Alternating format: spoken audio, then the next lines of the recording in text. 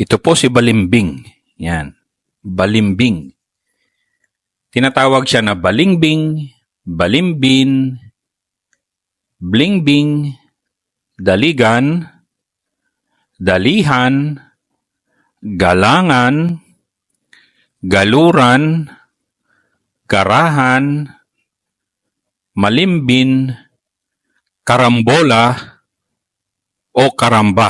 Ang daming pangalan talaga ni balimbing. So, ang prutas na ito na nakikita natin, kulay yellow na may green na linings, nakakain ito at mataas ang iron content nito. Mataas din siya sa vitamina B at C, oxalate, at potassium. Dahil sa mataas na nilalaman na potassium nito, ang prutas ay dapat hindi kasama sa mga pasyente na may problema sa bato. Sa Pilipinas, kinakain natin to, sinasawsaw ko minsan sa asin, o ang katas ay ginagamit na pampalasa sa mga lutuing Pilipino. Ginagawa din siya na atsara at minatamis. Sa ibang bansa nga, ginagamit din ang mga flowers ng balimbing para sa salad. Hindi siya mataas na puno. In fact, nasa 6 meters o pababa lang siya. At kadalasan hindi ito masyado sa jungle, pero meron din. Ngayon, ang balimbing, magagamit mo sa pantanggal ng mansa.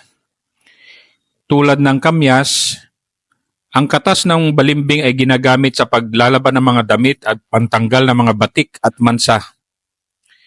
Naglalaman din ito ng potassium oxalate na ginagamit para sa pagtitina. Tumutulong din ang uri ng acid ng balimbing sa mga mansa at kalawang. Minsan ay ginagamit para sa paglilinis at pagpapakinis ng metal. Yan ang balimbing. Meron din siyang mga medicinal properties. Ito si balimbing.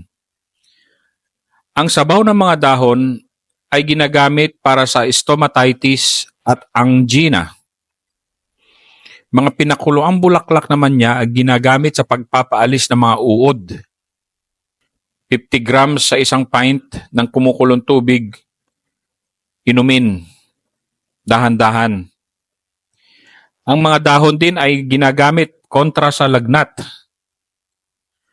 Ang fruit syrup ni balimbing ay ginagamit din para pampalamig para sa mga may lagnat. Ang mga buto ay ginagamit para sa mga may hika at colic. Pulbusin mo yung buto, lagay ang 10 grams sa isang tasa ng maligamgam na tubig, inumin 4 na beses sa isang araw. Ganon ka-effective si balimbing bilang isang halamang gamot. Yan po ang balimbing.